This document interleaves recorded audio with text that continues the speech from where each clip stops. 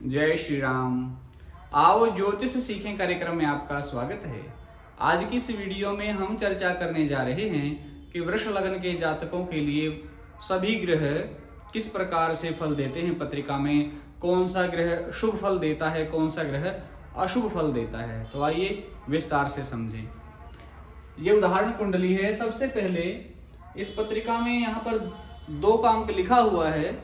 इसका अर्थ हुआ कि ये वृष लग्न की पत्रिका है, ये लग्न होता है। यहां से गिनना शुरू करेंगे तो इस प्रकार से अंक लिखे हुए होंगे। वृष लग्न का स्वामी ग्रह शुक्र है।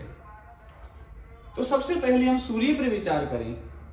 इस पत्रिका में सूर्य ग्रह जो है वो चौथे भाव के स्वामी बने, चतुर्थ भाव के स्वामी।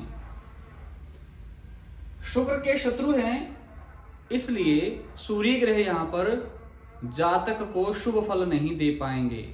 शुक्र ग्रह का अपना स्वभाव है जल तत्व, सूर्य ग्रह का अग्नि तत्व है, आपस में एक दूसरे के शत्रु हैं। तो इसलिए इस लग्न वाले के लिए सूर्य ग्रह शुभ फलदायी नहीं रहेंगे।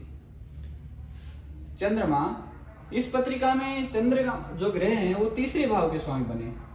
तीसरा भाव जैसा कि आपको बताया हुआ है पापकारी भाव है, इसका स्वामी पापकारी ग्रह रहेगा। पापकारी ग्रह सदा अशुभ फल देता है। तो इस पत्रिका में वृष लग्न वालों के लिए उनकी पत्रिका में चंद्रमा ग्रह की जब भी दशाएं अंतरदशाएं आएंगी, जब भी उनका प्रभाव आएगा तो वो शुभ फल देते हुए नहीं देखे जाएंगे। इस पत्रिका में कहीं भी बैठे होंगे 6ठे 8वें 12वें भाव को छोड़कर तो शुभ फल नहीं देंगे। इन्हीं भावों में बैठ गए तो पापकारी ग्रह कमजोर हो गया तो हमारे लिए यानी जातक के लिए तो अच्छा है। हालांकि शुभ फल तो नहीं देंगे, लेकिन उनके अशुभ फल में कमी आ जाएगी, बस इतना ही लाभ आपको मिलेगा। मंगल ग्रह की बात करें तो मंगल ग्रह सप्तम भाव का स्वामी है और 12वें भाव का स्वामी है। सप्तम भाव मार्गेश होता है, सप्तम भाव का स्वामी मार्गेश होता है और 12वें भाव का स्वामी जो होता है वो व्ययेश होता है। दोनों का ही स्वभाव शुभ फल देना नहीं है। तो मंगल इस वृष लग्न के जातकों के लिए शुभ फलदायी नहीं है। जब ये 6ठे 8वें 12वें भाव में बैठ जाएंगे तो फिर यूं होगा कि मंगल ग्रह का अपना अशुभ प्रभाव जो है, अशुभ फल जो है वो कम हो गया इन भावों में बैठने से। हालांकि मंगल शुभ नहीं हो जाएंगे क्योंकि इस लग्न वालों के लिए शुभ फलदायी नहीं है। बुध ग्रह पंचम भाव के स्वामी बने यानी त्रिकोण के स्वामी और साथ ही बने धन भाव के स्वामी। अब ये दूसरे भाव के स्वामी बनने से मार्गेश हो गए हैं, लेकिन पंचम भाव के स्वामी होने से मार्गेश का दोष जो है वो समाप्त हो गया, भंग हो गया है। तो बुध ग्रह शुभ फलदायी हैं वृष लग्न वालों का। जब भी बुध ग्रह का प्रभाव आएगा वृष लग्न वालों पर, दशाएं अंतरदशाएं आएंगी तो बुध ग्रह शुभ फल देते नजर आएंगे। इसमें भी यही नियम है कि 6ठे 8वें 12वें भाव में बुध नहीं होने चाहिए, नीच के नहीं होने चाहिए, अस्त नहीं होने चाहिए, जैसे कि मैं सभी ग्रहों के लिए बताता हूं। तो अगर शुभ फल देने वाले ग्रह अशुभ भावों में बैठ जाएंगे, अस्त हो जाएंगे, नीच के हो जाएंगे, शत्रु ग्रहों के साथ होंगे, शत्रुओं की राशि में बैठ जाएंगे तो कहां फिर शुभ फल दे पाएंगे, उनका सामर्थ्य कम हो जाएगा। गुरु ग्रह, ये वृष लग्न है, इसका स्वामी शुक्र और यहाँ गुरु ग्रह के ऊपर हम बात करने जा रहे हैं। तो गुरु ग्रह बने अष्टम भाव के स्वामी और 11वें भाव के स्वामी। तो अष्टम भाव क्या है? वही त्रिषडाय, तीसरा नहीं, अष्टम भाव क्या है?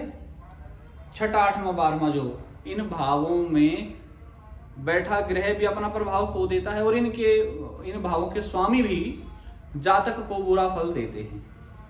तो ये 8वें भाव के स्वामी बन जाते हैं गुरु, तो यहाँ पर अशुभ हो जाते हैं। साथ में त्रिषडाय वाला सूत्र अगर लगाते हैं, तीसरे भाव का स्वामी, 6ठे भाव का स्वामी और 11वें भाव का स्वामी, आय भाव का स्वामी। तो इसमें आय भाव का स्वामी कौन बने? गुरु बने। तो आय भाव का स्वामी, 11वें भाव का स्वामी पापकारी ग्रह रहता है, यानी 11वां भाव पापकारी है, इसका स्वामी पापकारी बना। तो जो 8वें भाव का स्वामी है और 11वें भाव यानी पापकारी भाव का स्वामी है, पापकारी ग्रह है, तो शुभ फल बिल्कुल नहीं दे पाएगा। एक तो सूत्र ये है। दूसरा, यहाँ पर वृष लग्न है, इसका स्वामी शुक्र है और शुक्र और गुरु आपस में एक दूसरे के शत्रु हैं, तो शुभ फल नहीं दे पाएंगे। शुक्र ग्रह लग्न के स्वामी बने, बहुत आसान सा सूत्र, लग्न का स्वामी शुभतम होता है, शुभतम फल देने वाला होता है। तो इसमें कोई संशय नहीं है। हालांकि इनके पास छठे भाव की राशि भी है, तुला के स्वामी भी शुक्र हैं, तो षष्ठेश होने का दोष ही नहीं लगेगा। लग्नेश हो गए तो शुभतम फल देंगे, कमजोर नहीं होने चाहिए, छठे आठवें 12वें भाव में नहीं होने चाहिए, अस्त नहीं होने चाहिए, नीच के नहीं होने चाहिए, शत्रु ग्रहों के साथ नहीं होने चाहिए, शत्रु ग्रहों की राशियों में नहीं बैठे होने चाहिए, शुभ फल देंगे। बचे शनि ग्रह यहाँ पर त्रिकोण के स्वामी हैं और केंद्र के स्वामी भी हैं, तो राजयोग देने वाले हुए। शुक्र के परम मित्र भी हैं तो राजयोग देने वाले हुए। तो शनि ग्रह यहाँ पर शुभ फल देंगे, कमजोर नहीं होने चाहिए, अस्त नहीं होने चाहिए, नीच के नहीं होने चाहिए, शत्रु ग्रहों के साथ नहीं होने चाहिए, शत्रु ग्रहों की राशियों में नहीं होने चाहिए, छठे आठवें 12वें भाव में नहीं बैठे होने चाहिए। शनि ग्रह शुभ फल ही देते हुए नजर आएंगे अपने समय पर, दशाओं महादशाओं में। तो आज की इस वीडियो में इतना ही, फिर मिलते हैं अगली वीडियो में, अगले लगन पर बात करेंगे। जय श्री राम।